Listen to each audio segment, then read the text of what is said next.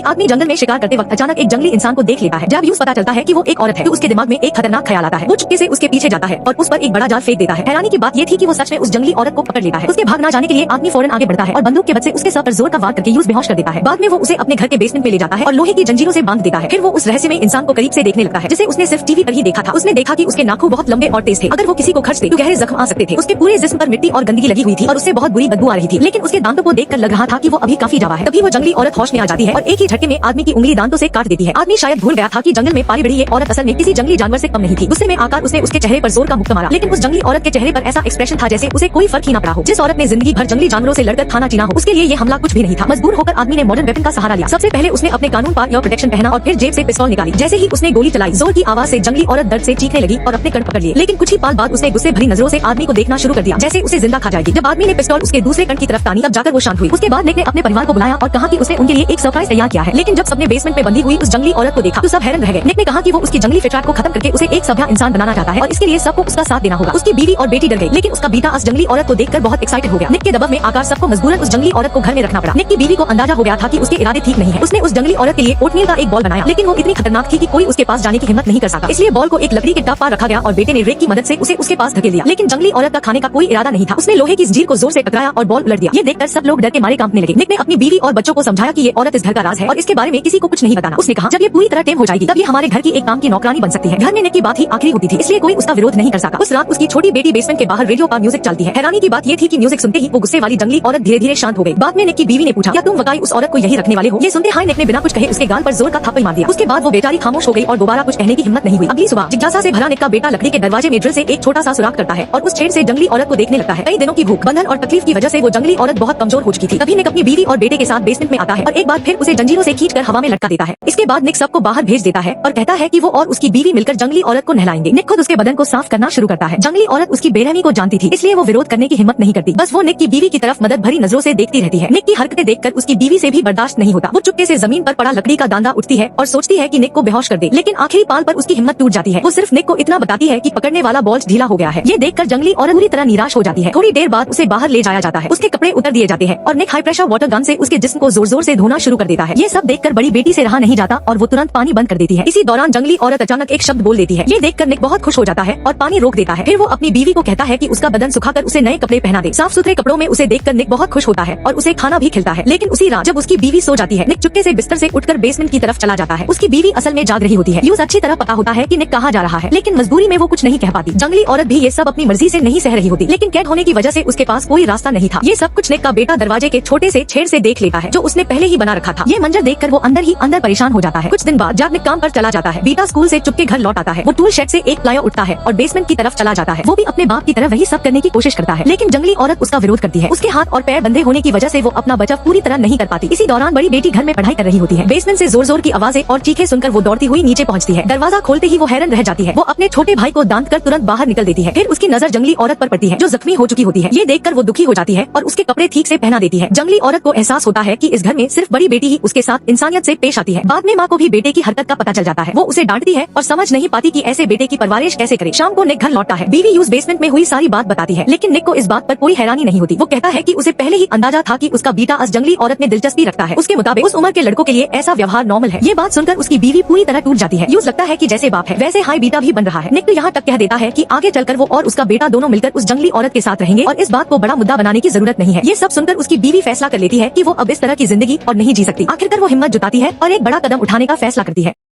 आखिरकार सियाओंगी ने तलाक लेने का फैसला कर लिया। वो अपनी दोनों बेटियों को भी अपने साथ ले जाना चाहती थी। दजुयांग हंसकर बोला, तुम मेरे बिना जी ही नहीं सकती। 10 साल से तुमने कोई काम नहीं किया, अब कहाँ जाओगी? लेकिन जियाओंगी ने हिम्मत से जवाब दिया, मुझे यहाँ से जाना ही होगा। तुम अपने बेटे के साथ उस जंगली औरत के साथ ही रहना। ये सुनकर दजुयांग का गुस्सा फूट पड़ा। उसने जियाओंगी के पेट पर 2 जोर के मुक्के मारे और फिर उसके सर पर एक और मुक्के मारा। जियाओंगी तुरंत बेहोश होकर जमीन पर गिर गई। दजुयांग गुस्से में बोला, मुझे छोड़कर जाओगी? कभी नहीं। बड़ी बेटी अपनी माँ को उठाना चाहती थी, लेकिन दजुयांग ने धमकी दी, अगर आईएसी हाथ लगाया तो तुम्हें भी मारूंगा। डर के मारे बेटी पीछे हट गई। तभी घर की घंटी बजती है। पकड़े जाने के डर से दजुयांग वक्त खरीदने की कोशिश करता है। वो किसी तरह जियाओमी को कुर्सी पर बिठा देता है ताकि लगे कि सब ठीक है। दरवाजा खोलने पर बेटी की टीचर आई होती है। वो माँ से भी मिलकर बेटी की पढ़ाई के बारे में बात करना चाहती थी, लेकिन दजुयांग कहता है मेरी बीवी बहुत थक गई है, वो वहीं बैठते बैठते सो गई है, आप मुझसे ही बात कर लीजिए। बातें करते करते दजुयांग टीचर की तारीफ करना शुरू कर देता है। वो बार बार उसकी खूबसूरती की तारीफ करता रहता है। टीचर को उसका बार्ताव अजीब लगने लगता है। बेटी के बारे में बात खत्म होते ही वो वहाँ से जाने लगती है, लेकिन दजुयांग उसे जाने नहीं देता। वो कहता है कि आज रात यही रुक जाओ। टीचर मना कर देती है। तभी दजुयांग अचानक उसके चेहरे पर जोर का थप्पड़ मारता है और वो जमीन पर गिर जाती है। बेटी जोर जोर से रोट यूं कहती है, पापा मेरी टीचर को छोड़ दीजिए। लेकिन दजुयांग पर जैसे पागलपन सवार हो चुका था। उसने टीचर के हाथ रस्सी से बांध दिए और उसे घसीट कर ले जाने लगा। बेटी रो रो कर मिन्नाटे करती रही, लेकिन उसने एक ना सुनी। दजुयांग चिल्लाकर बोला, अब ये तुम्हारी टीचर नहीं, तुम्हारी नई माँ है। ये सुनकर बेटी का सब्र टूट गया। उसने अपने बाप को जानवर कह दिया। गुस्से में दजुयांग ने उसे भी मुक्का मार कर गिरा दिया। फिर उसने टीचर को बाहर एक बड़े से बांध दिया। बाहर की चीखों की आवाज सुनकर जियाओमी और जंगली औरत दोनों होश में आ गई। बड़ी बेटी जमीन पर बैठी रो रही थी। दजुयांग उसके पास आया और बोला, रोना बंद करो, तुम्हें इस बात को मानना ही पड़ेगा वरना मैं तुम्हें मार डालूंगा। डर के मारे बेटी ने ऊपर से हाँ कर दी और मजबूरी में टीचर को अपनी नई माँ मान लिया। अब दजुयांग ने फैसला किया कि टीचर को बेसमेंट में बंद करके उसके साथ भी वही सलूक करेगा जो उसने जंगली औरत के साथ किया था। वो टीचर को घसीट कर बेसमेंट में ले गया। उसका बेटा चाबी लेकर आया और बेसमेंट का दूसरा दरवाजा खोल दिया। अंदर देखकर सब हैरान रह गए। वहाँ एक और जंगली इंसान कैद था। इसे साफ था कि दजुयांग पहले भी ऐसे जुर्म कर चुका था। जब बस जंगली इंसान ने इतनी खूबसूरत औरत को देखा तो वो पागल हो गया और टीचर पार टूट पड़ा। टीचर दर्द से जोर जोर से चीखने लगी। बाहर खड़ा दजुयांग बोला, अगर मेरी बात मानकर मेरी बीवी बन जाओगी तो मैं तुम्हें छोड़ दूंगा। लेकिन टीचर ने साफ मना कर दिया। बड़ी बेटी समझ गई कि अब सिर्फ जंगली औरत हाँ इस जुल्म को रोक सकती है, इसलिए वो चुपके से जंजीरों की चाबी चुरा लाई और उसने जंगली औरत की सारी बेड़ियां खोल दी।